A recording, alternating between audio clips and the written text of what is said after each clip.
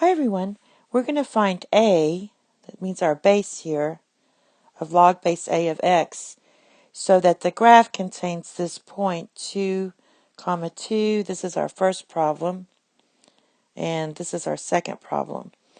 So this is your x and y. So when I do the problems, I'm actually changing this to y. Alright, so let's get started.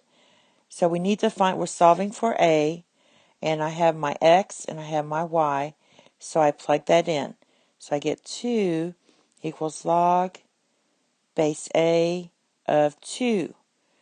Now what I'm going to do is I'm going to change this logarithmic form to exponential form. So I take my base a to my power, raised to the second power, equals 2. And you square root both sides. And don't forget to put your plus and minus. You get a equals plus or minus square root of 2. And since the base must be positive by definition, we have to discard the one that says negative square root of 2. It can't be negative. So the only solution we have is a equals square root of 2. Let's go into the next one. So we do the same thing. You might want to try it. This one, it's a little trickier. So let's put negative 4 equals log base a of 1/2. Now I'm going to write this logarithmic form into exponential form. So I write down my base to my power equals 1/2.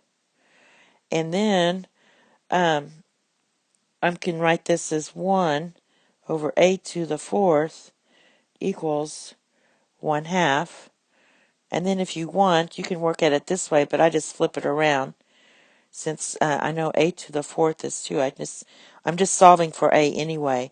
So I'm just going to write a to the 4th over 1 equals 2 over 1. And then we don't need the 1's really. So I'll just take those back out. And then you take the 4th root of both sides. So basically, I'll just power it by 1/4. So you get a equals 2 to the 1/4. And that's your exact value.